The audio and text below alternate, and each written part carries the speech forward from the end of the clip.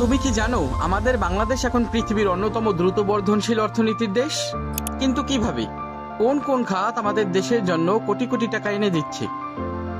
বাংলাদেশের অর্থনীতির পিছনে এই চালিকা শক্তিগুলি জানলে তুমি অবাক হবে।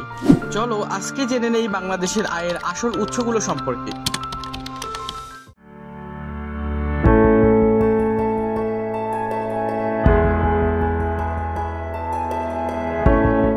হ্যালো বন্ধুরা, তোমরা সবাই কেমন আছো? আশা করি সবাই ভালো আছো।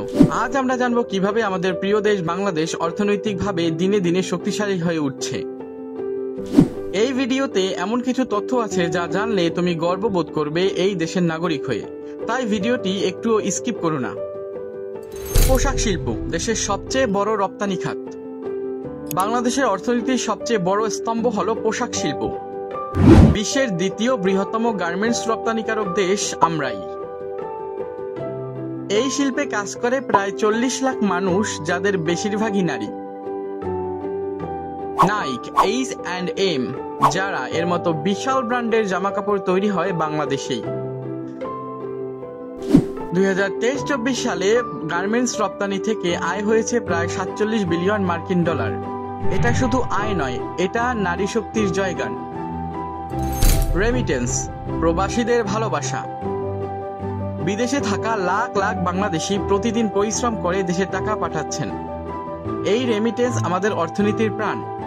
সৌদি আরব, দুবাই, মালয়েশিয়া, ইতালি, আমেরিকা সহ বিভিন্ন দেশে যারা কাজ করছেন তারা আমাদের অঘোষিত অর্থনীতির হিরো। 2024 সালের রেমিটেন্স থেকে আয় হয়েছে 27 বিলিয়ন ডলার। এই টাকা দিয়ে গ্রামে গঞ্জে চলে সংসার, গড়ে ওঠে ব্যবসা, এমনকি বাড়ে ব্যাংকের রিজার্ভ। ওষুধ শিল্প গর্বের আরেকটি নাম।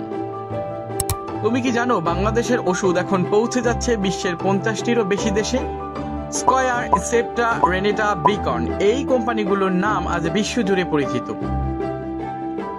বিশেষ করে জেনেরিক ঔষধ উৎপাদনে আমরা শীর্ষে। এই খাত থেকে প্রতি বছর আয় হচ্ছে প্রায় 3 বিলিয়ন ডলার।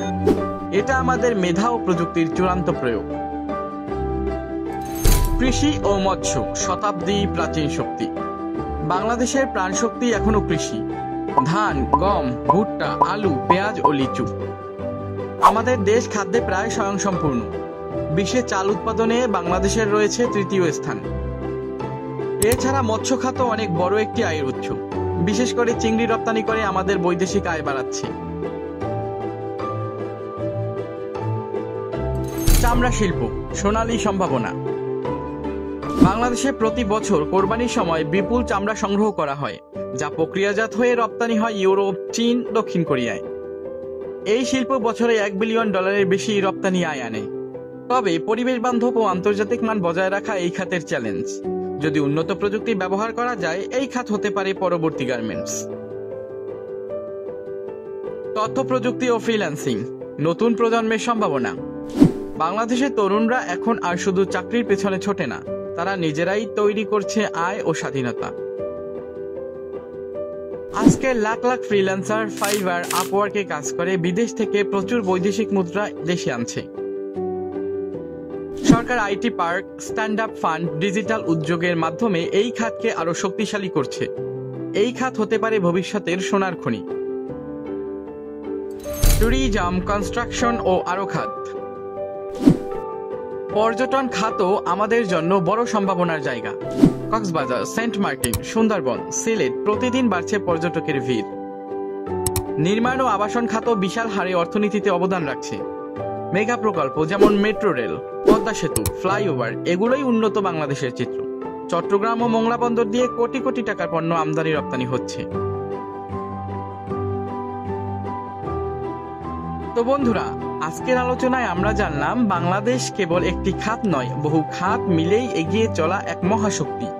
এই উন্নয়ন আমাদের সবার গর্ব, আর এই উন্নয়নের অংশ হওয়া তোমার, আমার, আমাদের সবার দায়িত্ব।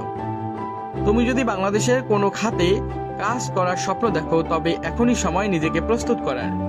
ভিডিওটি ভালো লাগলে একটা লাইক দিও, বন্ধুদের সঙ্গে শেয়ার করো, আর নিচে কমেন্টে লেখো যে তুমি কোন খাতকে বাংলাদেশের ভবিষ্যৎ হিসেবে দেখতে চাও। তোমার নাম আমরা পরবর্তী ভিডিওতে উল্লেখ করব।